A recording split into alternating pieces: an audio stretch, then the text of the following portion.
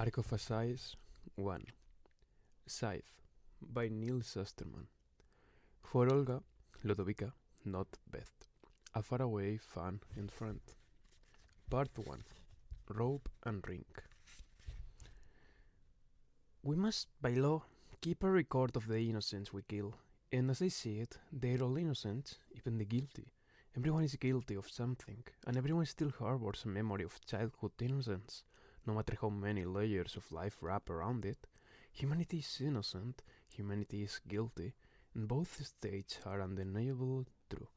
We must, by law, keep a record. It begins on day one of apprenticeship, but we do not officially call it killing. It's not socially or morally correct to call it such. It is, and has always been, gleaning, named for the way the poor would trail behind farmers in ancient times, taking the stray stalks of grain left behind. It was the earliest form of charity. A scythe's work is the same. Every child is told from the day he or she is old enough to understand that the scythes provide a crucial service for society. Ours is the closest thing to a sacred mission the modern world knows. Perhaps that is why we must, by law, keep a record.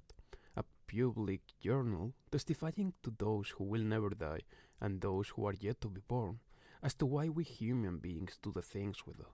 We are instructed to write down not just our deeds but our feelings, because it must be known that we do have feelings, remorse, regret, sorrow too great to bear. Because if we didn't feel those things, what monsters would we be? From the Gleaning Journal of H.S. Curry. Chapter 1. No Dimming of the Sun. The Scythes arrived late, on a cold November afternoon. Citra was at the dining room table, slaving over a particularly difficult algebra problem, shuffling variables, unable to solve for x or y, when this new and far more pernicious variable entered her life's equation. Guests were frequent at the Terranovas' apartment, so when the doorbell rang, there was no sense of foreboding, no dimming of the sun, no foreshadowing of the arrival of death at their door. Perhaps the universe should have deigned to provide such warnings, but scythes were no more supernatural than tax collectors in the grand scheme of things. They showed up, did their unpleasant business, and were gone. Her mother answered the door. Citra didn't see the visitor, as he was, at first, hidden from her view by the door when it opened. What she saw was how her mother stood there, suddenly immobile, as if her bones had solidified within her, as if were she tipped over, she would fall to the floor and shatter. "May I enter, Mr. Arnova?" The visitor's tone of voice gave him away, resonant and inevitable, like the dull toll of an iron bell, confident in the ability of its peal to reach all those who needed reaching. Citra knew, before she even saw him, that it was a scythe. My God, a scythe has come to our home. Yes, of course, come in. Citra's mother stepped aside to allow him entry, as if she were the visitor and not the other way around. He stepped over the threshold, his soft slipper-like shoes making no sound on the parquet floor. His multi-layered robe was a smooth ivory linen, and although it reached so low as to dust the floor, there was not a spot of dirt on it anywhere. A scythe, Citra knew, could choose the color of his or her robe, every color except for black, for it was considered inappropriate for their job. Black was an absence of light, and scythes were the opposite. Luminous and enlightening, they were acknowledged as the very best of humanity, which is why they were chosen for the job. Some scythes' robes were bright, some more muted. They looked like the rich, flowing robes of Renaissance angels, both heavy yet lighter than air. The unique style of scythes' robes, regardless of the fabric and color, made them easy to spot in public, which made them easy to avoid, if avoidance was what a person wanted, just as many were drawn to them. The color of the robe often said a lot about a scythe's personality. This scythe's ivory robe was pleasant and far enough from true white not to assault the eye with its brightness, but none of this changed the fact of who and what he was.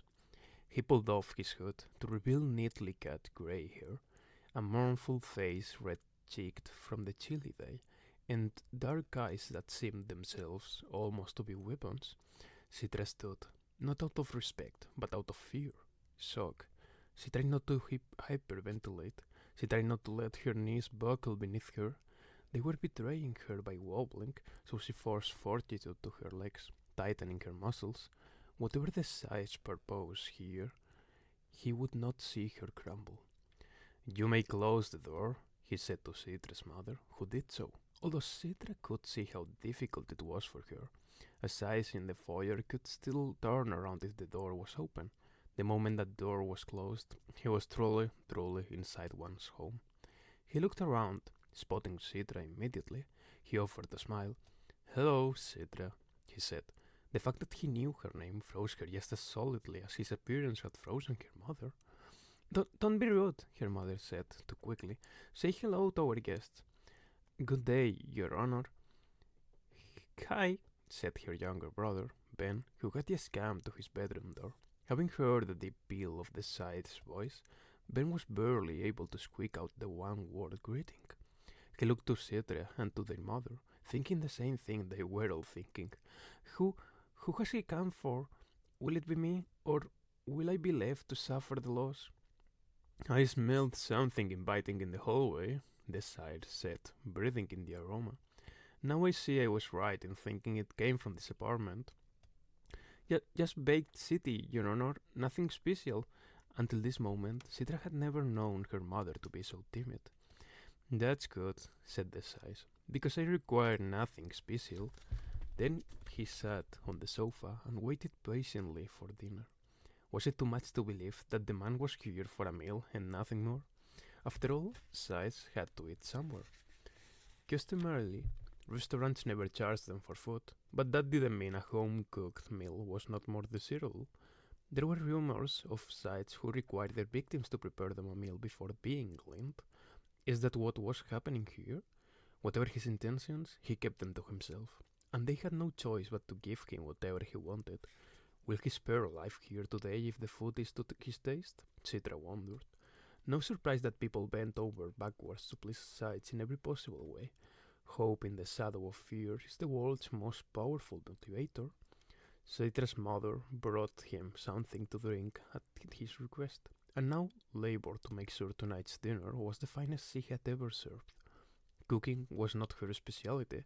Usually she would return home from work just in time to throw something quick together for them. Tonight, their lives might just rest on her questionable culinary skills. And their father? Would he be home in time, or would a cleaning in his family take place in his absence? As terrified as Citra was, she did not want to leave the Scythe alone with his own thoughts, so she went into the living room with him. Ben, who was clearly as fascinated as he was fearful, sat with her. The man finally introduced himself as Honorable Scythe Faraday. Did I report on Faraday for school once? Ben said, his voice cracking only once. You picked a pretty cool scientist to name yourself after. Scythe Faraday smiled. I like to think I chose an appropriate pattern historic. Like many scientists, Michael Faraday was an underappreciated in his life, yet our world would not be what it is without him. I think I have you in my Scythe card collection, Ben went on. I have almost all the mid-American Scythes, but you were younger in the picture. The man seemed perhaps 60, and although his hair had gone grey, his goatee was still salt and pepper. It was rare for a person to let themselves reach such an age before resetting back to a more youthful self. So I wondered how old he truly was. How long had he been charged with ending lives? Do you look your true age, or are you at the far end of time by choice? Citra asked. Citra! Her mother nearly dropped the casserole she had just taken out of the oven. What a question to ask! I like direct questions, the Scythe said. They show an honesty of spirit, so I will give an honest answer. I admit to having turned the corner 4 times. My natural age is somewhere near 180, although I forget the exact number. Of late, I've chosen this vulnerable appearance because I find that those I glean take more comfort from it. Then he laughed. They think me wise. Is that why you're here? Ben blurted. To glean one of us? Scythe's Faraday offered an unreadable smile. I'm here for dinner. Cytra's father arrived just as dinner was about to be served. Her mom had apparently informed him of the situation, so he was much more emotionally prepared than the rest of them had been. As soon as he entered, he went straight over to Scythe Faraday to shake his hand, and pretended to be far more jovial and biting than he truly must have been. The meal was awkward, mostly silence punctuated by the occasional comment by the Scythe. You have a lovely home. What flavorful lemonade. This may be the best baked city in all of Mid-America. Even though everything he said was complimentary, his voice registered like a seismic shock down everyone's spine. I haven't seen you in the neighborhood, Cytra's father finally said. I don't suppose you would have, he answered. I am not the public figure that some other Scythes choose to be. Some Scythes prefer the spotlight, but to truly do the job right, it requires a level of anonymity. Right? Citra bristled at the very idea. There's a right way to glean? Well, he answered, there are certainly wrong ways, and said nothing more about it. He just ate his city. As the meal neared its close, he said, Tell me about yourselves. It wasn't a question or a request. It could only be read as a demand. Citra wasn't sure whether this was part of his little dance of death, or if he was genuinely interested. He knew their names before he entered the apartment, so he probably already knew all the things they could tell him. Then, why ask? I work in historical research, her father said. I'm a food synthesis engineer, said her mother. The Scythe raised his eyebrows. And yet, you cook this from scratch. She put down her fork. Or from synthesized ingredients. Yes, but if we can synthesize anything, he offered, why do we still need food synthesis engineers? Citra could practically see the blood drain from her mother's face. It was her father who rose to defend his wife's existence. There's always room for improvement. Yeah, and that's work is important too, Ben said. What? Historical research? The Scythe waved his fork, dismissing the notion. The past never changes, and from what I can see, neither does the future. While her parents and brother were perplexed and troubled by his comments, Citra understood the point he was making. The growth of civilization was complete. Everyone knew it. When it came to the human race, there was no more left to learn. Nothing about our own existence to decipher, which meant that no one person was more important than any other. In fact, in the grand scheme of things, everyone was equally useless. That's what he was saying, and it infuriated Citra, because on a certain level, she knew he was right. Citra was well known for her temper. It often arrived before reason, and left only after the damage was done. Tonight would be no exception. Why are you doing this? If you're here to glean one of us, just get it over with and stop torturing us. Her mother gasped, and her father pushed back his chair as if ready to get up and physically remove her from the room. Citra, what are you doing? Now her mother's voice was quivering. Show respect. No, he's here. He's going to do it, so let him do it. It's not like he hasn't decided. I've heard that Scythes always make up their mind before they enter a home. Isn't that right?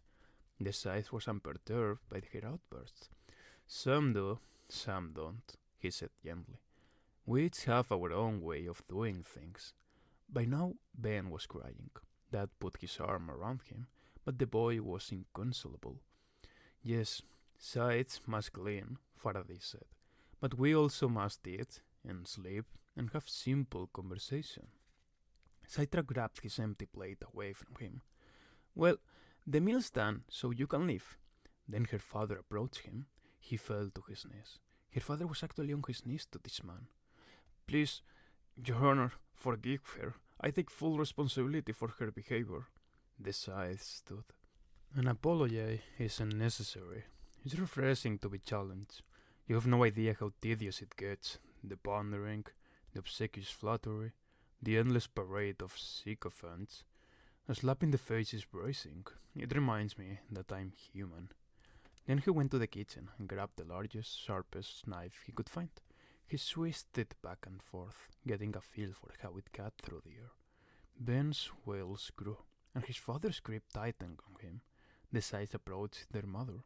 Citra was ready to hurl herself in front of her to block the blade, but instead of swinging the knife, the man held out his other hand.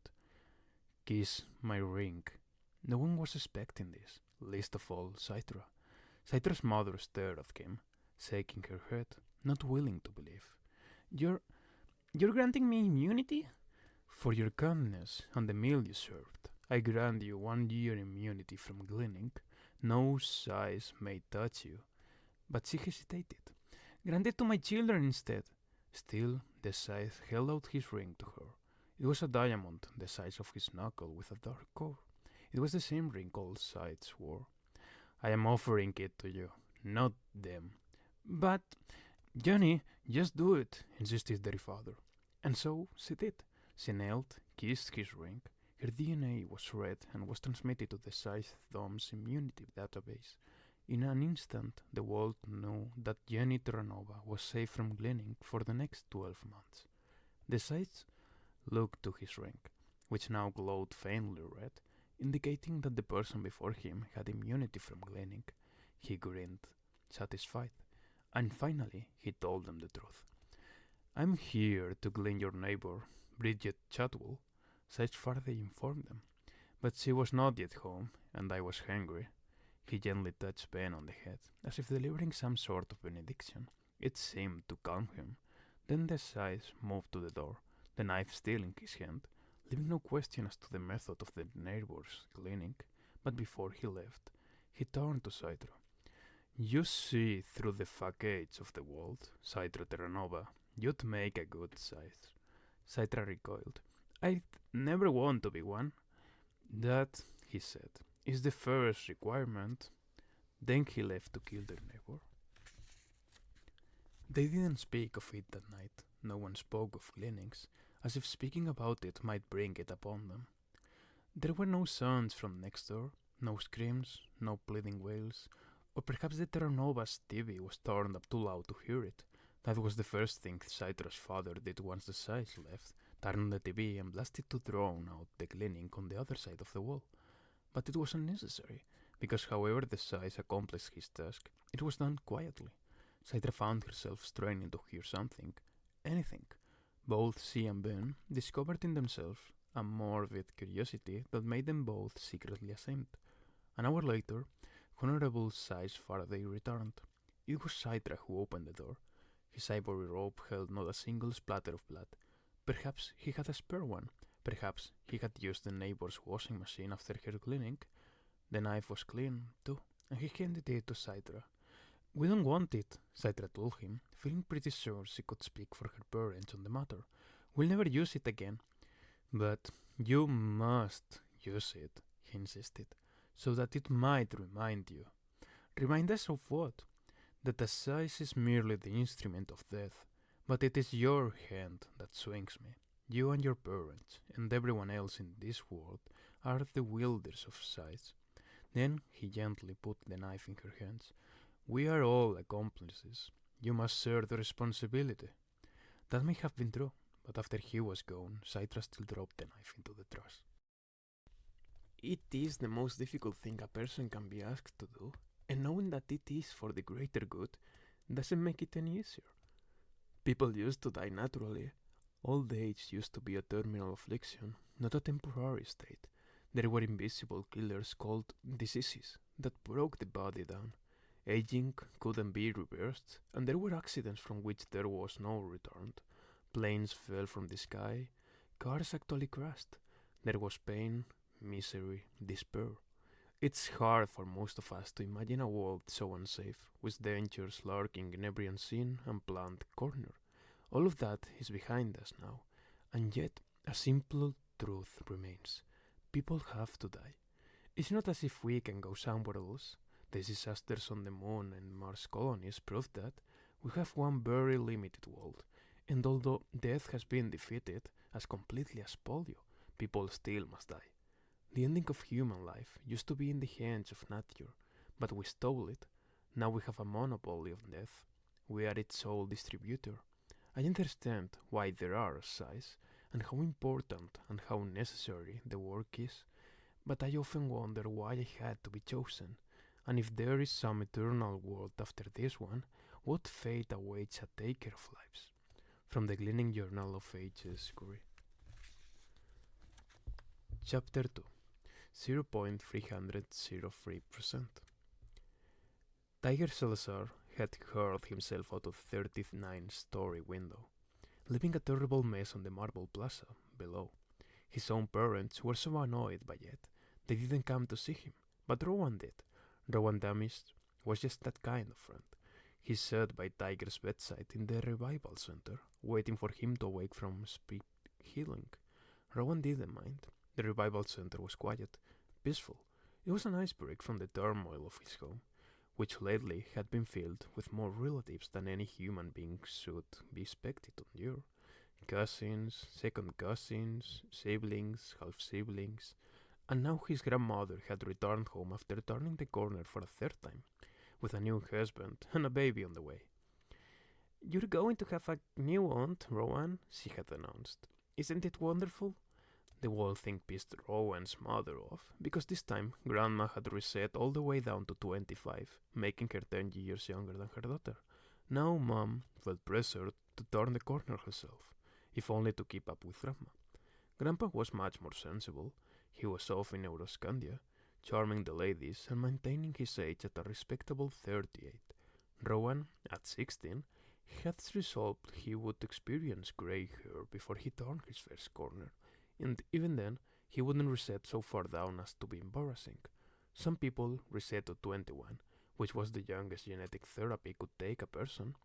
Rumor was, though, that they were working on ways to reset right down into the teens, which Rowan found ridiculous. Why would anyone in their right mind want to be a teenager more than once? When he glanced back at his friend, Tiger's eyes were open and studying Rowan. "Hey," Rowan said. "How long?" Tiger asked. 4 days. Tiger pumped his fist in triumph. "Yes, a new record!" He looked at his hands as if taking stock of the damage. There was, of course, no damage left. One did not wake up from speed healing until there was nothing left to heal. "Do you think it was jumping from such a high floor that did it, or was it the marble plaza?" "Probably the marble," Rowan said. "Once you reach the terminal velocity, it doesn't matter how high you are when you jump." "Did they crack it? Did they have to replace the marble?" "I don't know, Tiger. Jeez, enough already." Tiger leaned back into his pillow, immensely pleased with himself. "Best splat ever." Rowan found he had patience to wait for his friend to wake up, but no patience for him now that he was conscious. "Why do you even do it? I mean, it's such a waste of time." Tiger shrugged. "I like the way it feels on the way down. Besides, I got to remind my parents that the lettuce is there." That made Rowan chuckle. It was Rowan who had coined the term lettuce kid to describe them. Both of them were born sandwiched somewhere in the middle of large families, and were far from being their parents' favorites. "I got a couple of brothers that are the meat, a few sisters that are cheese and tomatoes, so I guess I'm the lettuce." The idea caught on, and Rowan had started a club called the Iceberg Hedge at school, which now bragged almost 2,000 members. Although Tiger often teased that he was going to go rogue and start a Romaine revolt. Tiger had started splatting a few months ago. Rowan tried it once and found it a monumental pain. He ended up behind on all his schoolwork, and his parents levied all forms of punishment, which they promptly forgot to enforce, one of the perks of being the lettuce. Still, the thrill of the drop wasn't worth the cost. Tiger, on the other hand, had become a splotting junkie. "You gotta find a new hobby, man," Rowan told him. "I know the first revival is free, but the rest must be costing your parents a fortune." "Yeah, and for once they have to spend their money on me." "Wouldn't you rather they buy you a car?" "Revival is compulsory," Tiger said. "A car is optional. If they're not forced to spend it, they won't." Rowan couldn't argue with that. He didn't have a car either, and doubted his parents would ever get him one. The public cars were clean, efficient, and drove themselves. His parents had argued. What would be the point in spending good money on something he didn't need? Meanwhile, they threw money in every direction but his. "We're raw fetch," Tiger said. "If we don't cause a little intestinal distress, no one knows we're there." The following morning, Rowan came face to face with a Scythe. It wasn't unheard of to see a Scythe in his neighborhood. You couldn't help but run into one once in a while, but they didn't often show up in a high school. The encounter was Rowan's fault. Punctuality was not his strong point, especially now that he was expected to escort his younger siblings and half siblings to their school before hopping into a public car and hurrying to his. He had just arrived and was heading to the attendance window when the Scythe came around the corner, his spotless ivory robe flaring behind him. Once, when hiking with his family, Rowan had gone off on his own and had encountered a mountain lion. The tight feeling in his chest now, as well as the weak feeling in his loins, had been exactly the same. Fight or flight, his biology said, but Rowan had done neither. Back then, he had fought those instincts and calmly raised his arms, as he had read to do, making himself look larger. It had worked, and the animal bounded away, saving him a trip to the local revival center. Now, at the sudden prospect of a Scythe before him, Rowan had an odd urge to do the same, as if raising his hands above his head could frighten the Scythe away. The thought made him involuntarily laugh out loud. The last thing you want to do is laugh at a Scythe. "Could you direct me to the main office?" the man asked. Rowan considered giving him directions and heading the opposite way, but decided that was too cowardly. "I'm going there," Rowan said. "I'll take you." The man would appreciate helpfulness, and getting on the good side of a Scythe couldn't hurt. Rowan led the way, passing other kids in the hall, students who, like him, were late or were just on an errand. They all gagged and tried to disappear into the wall as he and the Scythe passed. Somehow, walking through the hall with a Scythe became less frightening when there were others to bear the fear instead. And Rowan couldn't deny that it was a bit heady to be cast as a Scythe trailblazer, riding in the cone of such respect. It wasn't until they reached the office that the truth hit home. The Scythe was going to clean one of Rowan's classmates today. Everyone in the office stood the moment they saw the Scythe, and he wasted no time. "Please, have Cole Whitlock called to the office immediately." "Cole Whitlock?" said the secretary. The Scythe didn't repeat himself, because he knew she had heard. She just wasn't willing to believe. "Yes, Your Honor, I'll do it right away." Rowan knew Cole. Hell, everyone knew Cole Whitlock. Just a junior, he had already risen to be the school's quarterback. He was going to take them all the way to a league championship for the first time in forever. The secretary's voice shook powerfully when she made the call into the intercom.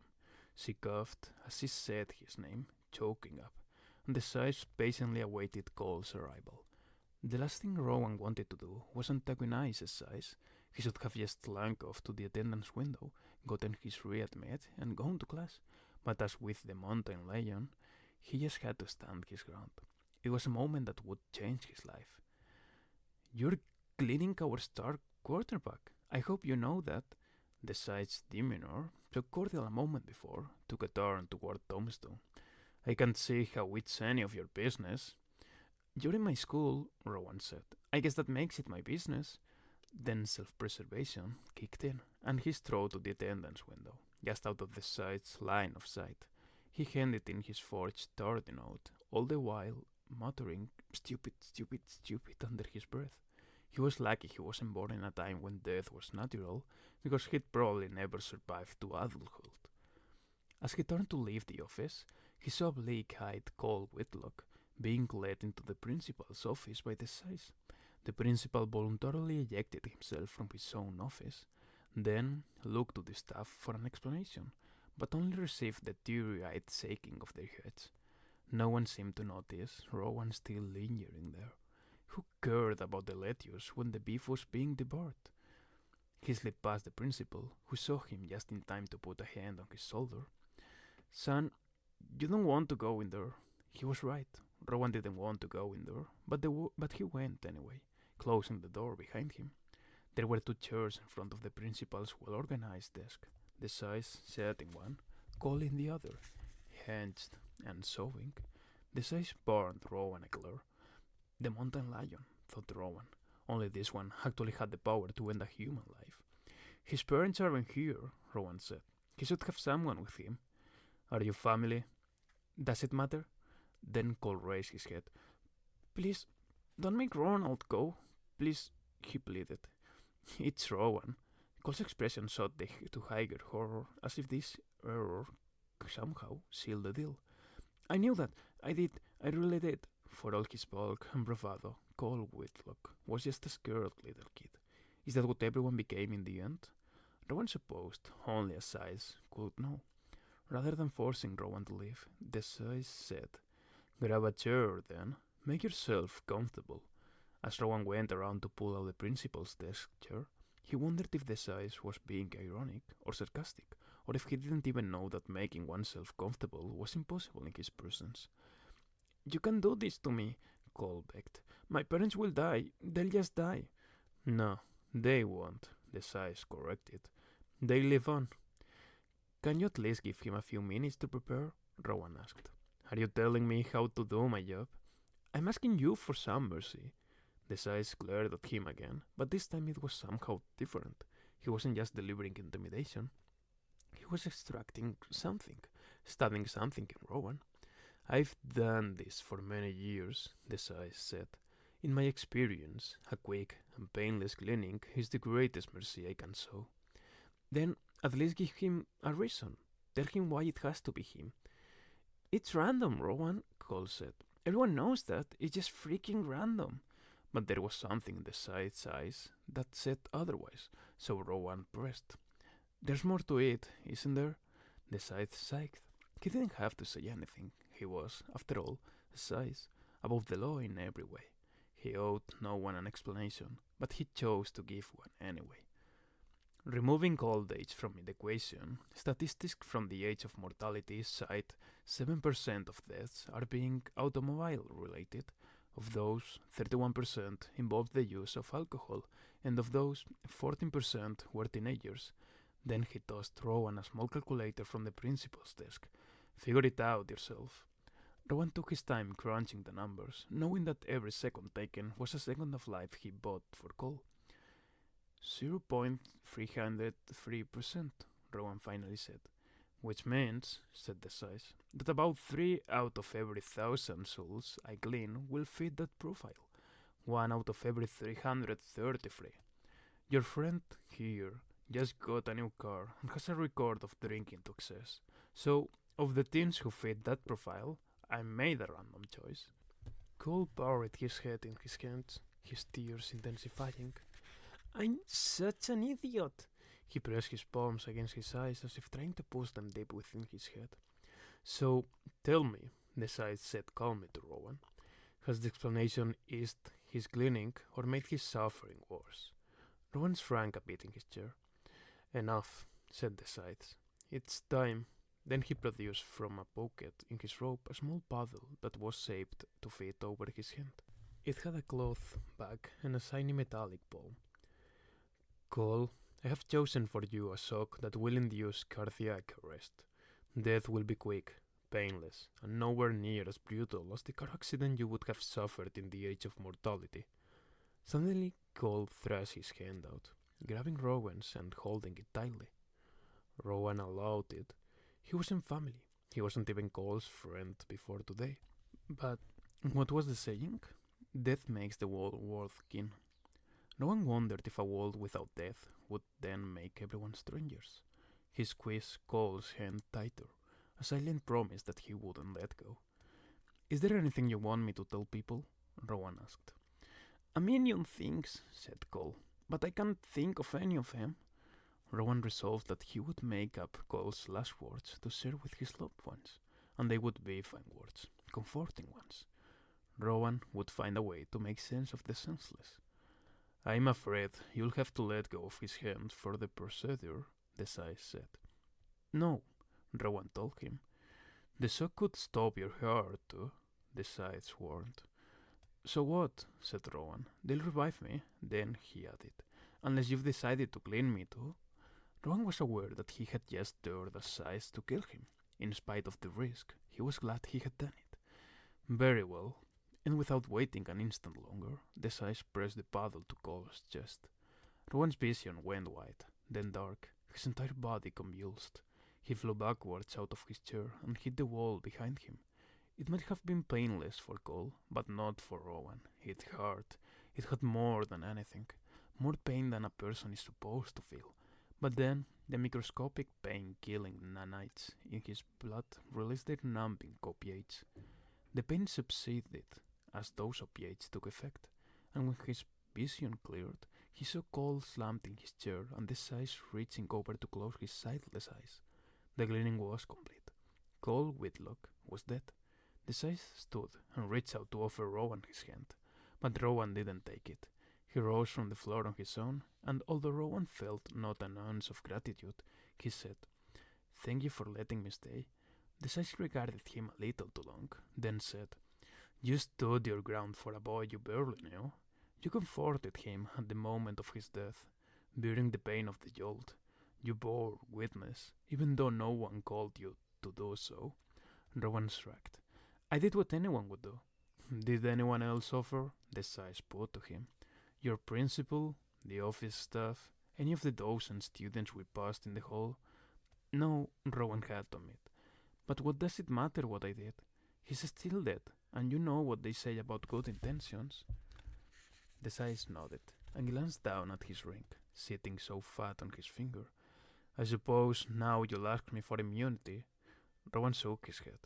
"I don't want anything from you." "Fair enough." The Scythe turned to go, but hesitated before he opened the door. "Be warned that you will not receive kindness from anyone but me for what you did here today," he said. "But remember that good intentions pave many roads. Not all of them lead to hell." The slap was just as jarring as the electric shock, even more so because Rowan wasn't expecting it. It came just before lunch, as he was standing at his locker, and flew in with such force it knocked him back, making the row of lockers resound like a steel drum. "You were there and you didn't stop it!" Mara Pavlik's eyes flared with grief and righteous indignation. She looked ready to reach up his nostrils with her long nails and extract his brain. "You just let him die!" Mara had been Cole's girlfriend for over a year. Like Cole, she was a highly popular junior, and as such, would actively avoid any interaction with sophomore rebels such as Rowan. But these were extraordinary circumstances. "It wasn't like that," Rowan managed to blurt out before she swung again. This time he deflected her hand. She broke a nail, but didn't seem to care. If nothing else, Cole's cleaning had given her perspective. "It was exactly like that. You went in there to watch him die." Others had begun to gather, drawn, as most are, to the scent of conflict. He looked to the crowd for a sympathetic face, someone who might take his side, but all he saw in the faces of his classmates was communal disdain. Mara was speaking and slapping for all of them. This is not what Rowan had expected. Not that he wanted pats on the back for coming to Cole's aid in his last moments, but he wasn't expecting such an unthinkable accusation. "What? Are you nuts?" Rowan shouted at her, at all of them. "You can't stop a Scythe from gleaning." "I don't care," she wailed. "You could have done something, but all you did was watch." "I did do something. I held his hand." She slammed him back into the locker with more strength than he thought she could possibly have. "You're lying. He'd never hold your hand. He'd never touch any part of you." And then, "I should have held his hand." Around them, the other kids called and whispered things that they clearly wanted him to hear. "I saw him walking in the hall with the Scythe like they were best buddies. They came into school together this morning. I heard he gave the Scythe Cole's name. Someone told me he actually helped." He turned to the Gnosis kid who made the last accusation. "Ralphie. Something or other. Heard from who? No one else was in the room, you moron." But it didn't matter. Rumors are there to know logic by their own. "Don't you get it? I didn't help the Scythe. I helped Cole," Rowan insisted. "Yeah, help him into the grave," someone said, and everyone else grumbled in agreement. It was no use. He had been tried and convicted, and the more he denied it, the more convinced they'd be of his guilt. They didn't need his act of courage. What they needed was someone to blame, someone to hate. They couldn't take their wrath out on the Scythe, but Rowan Dummies was the perfect candidate. "I'll bet he got immunity for helping," a kid said. A kid who'd always been his friend. "I didn't." "Good," said Mara with absolute contempt. "Then I hope the next Scythe comes for you." He knew she meant it, not just in the moment, but forever, and if the next Scythe did come for him, she would release the knowledge of his death. It was a darkly sobering thought that there were now people in this world who actively wished him dead. It was one thing not to be noticed. It was something else entirely to be the repository of an entire school's enmity. Only then did the Scythe's warning come back to him, that he would receive no kindness for what he had done for Cole. The man had been right, and he hated the Scythe for it, just as the others hated Rowan. 2042. It's a year that every schoolchild knows. It was the year where computational power became infinite, or so close to infinite that it could no longer be measured. It was the year we knew everything. The cloud evolved into the Thunderhead, and now all there is to know about everything resides in the near infinite memory of the Thunderhead for anyone who wants to access it. But like so many things, once we had possession of infinite knowledge, it suddenly seemed less important, less urgent. Yes, we know everything, but I often wonder if anyone bothers to look at all that knowledge. There are academics, of course, who study what we already know, but to what end? The very idea of schooling used to be about learning so that we could improve our lives and the world. But a perfect world needs no improvement. Like most everything else we do, education, from grade school through the highest of universities, is just a way to keep us busy. 2042 is the year we conquered death, and also the year we stopped counting. Sure, we still number years for a few more decades, but at the moment of immortality, passing time ceased to matter. I don't know exactly when things switched over to the Chinese calendar. Year of the dog, year of the goat, the dragon, and so on. And I can't exactly say when animal activists around the world began calling for equal billing for their own favorite species, adding in year of the otter, and the whale, and the penguin, and I couldn't tell you when they stopped repeating, and when it was decreed that every year henceforth would be named after a different species. All I know for sure is that this is the year of the ocelot. As for the things I don't know, I'm sure they're all up there in the Thunderhead for anyone with the motivation to look. From the Gleaning Journal of H.S. Curry.